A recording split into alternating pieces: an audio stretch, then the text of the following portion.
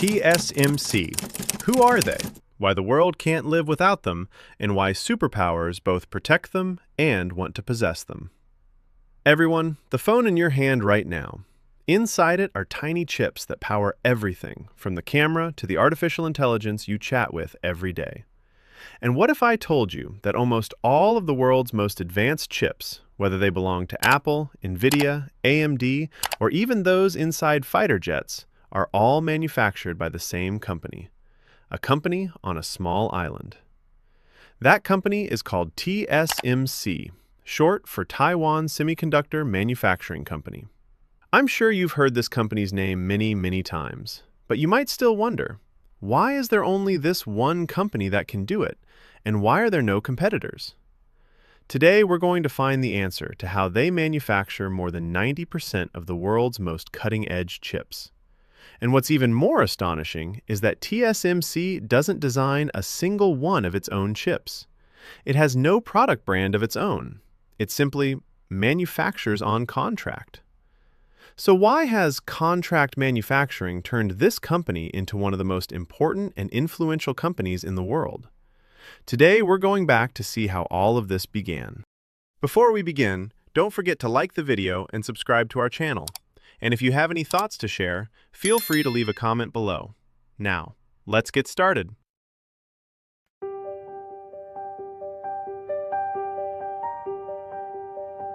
TSMC's story begins with a man named Morris Chang, or in Chinese, Zhang Zhangmo. He was born in 1931 in Ningbo, China, growing up amid the turmoil of war.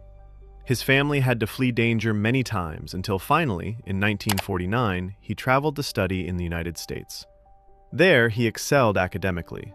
He earned bachelor's and master's degrees in engineering from MIT, then went on to earn a doctorate from Stanford University.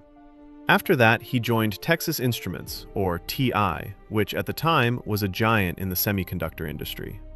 Morris Chang stayed at TI for more than 20 years, climbing all the way up to the position of Group Vice President. He was one of the highest-ranking Asian executives at an American company in that era. But then one day, his path within the company hit a dead end. He was passed over for promotion, and in the end, he resigned. Just picture it, a 54-year-old man, successful his whole life, but now seemingly at a dead end. Most people would be thinking about retirement.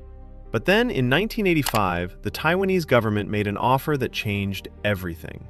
They invited Morris Chang to head the Industrial Technology Research Institute, or ITRI, with a massive challenge that sounded almost impossible: help build a semiconductor industry for Taiwan.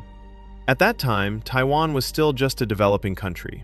It had no advanced technology base, no chip company that could compete with anyone in the world, and crucially, the technology Taiwan had in hand was years behind the world's leaders.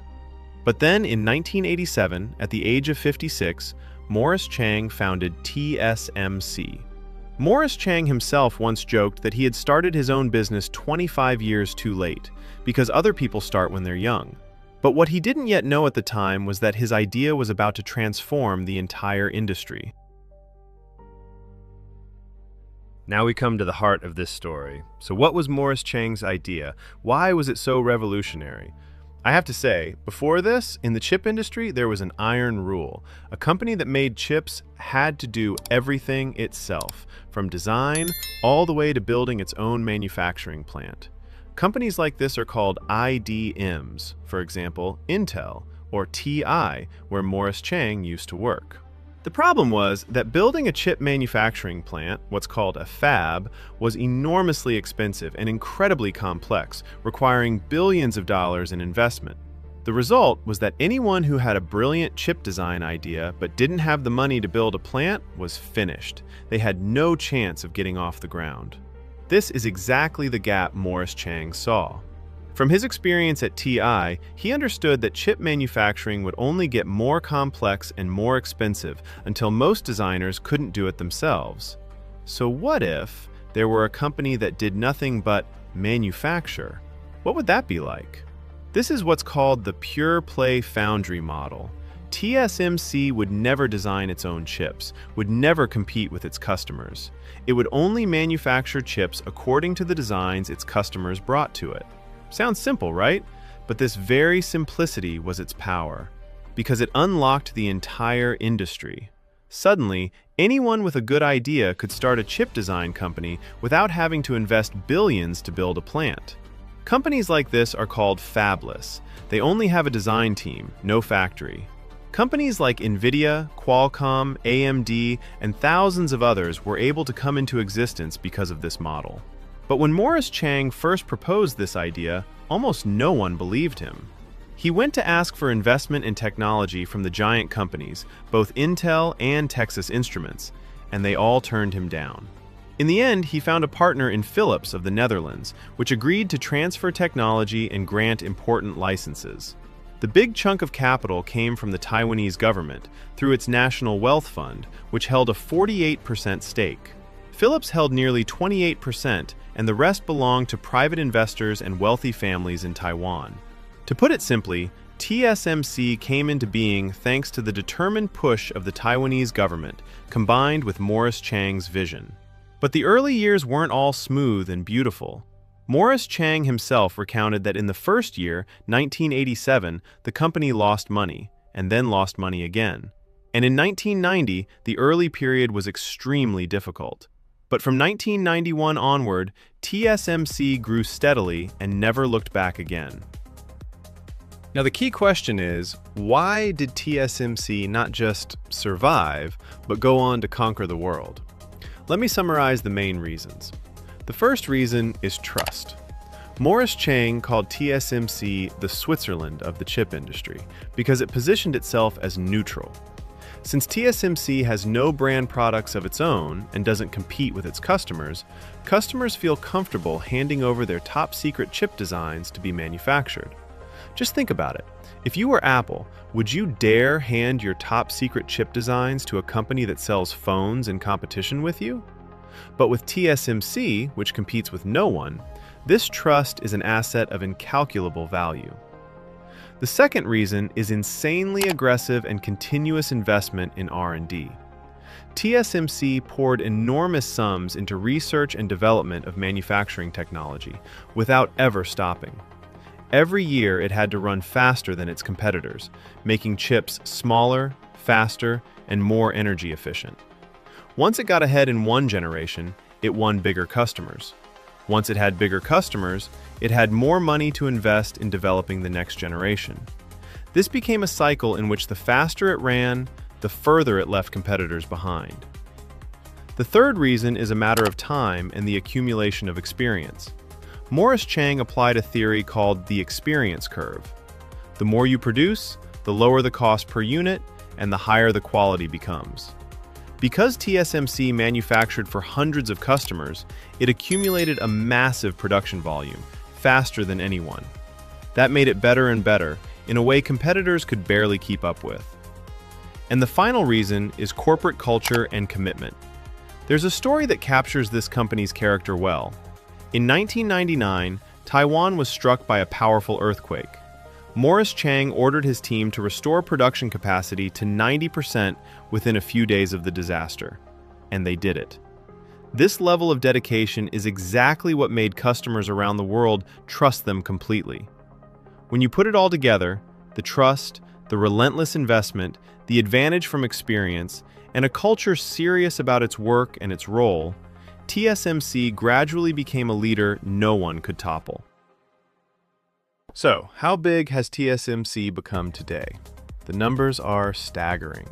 In 2025, TSMC had revenue of more than $122 billion US, net profit of more than $55 billion, and held roughly 70% of the global chip foundry market, while its second-place competitor, Samsung, held only about 7%, an enormous gap. But the most important number is that TSMC manufactures more than 90% of the world's most advanced chips. And in early 2026, it began mass-producing 2-nanometer class chips, the most cutting-edge technology in the world right now. So why does this matter to all of us? Because we are living in the age of artificial intelligence. The powerful AI chips that drive ChatGPT and all the other AI technologies all depend on TSMC's factories. What's interesting is that a major transition is underway. In the past, Apple was TSMC's largest customer for manufacturing chips for the iPhone. But in 2026, Nvidia is about to overtake it as the #1 customer.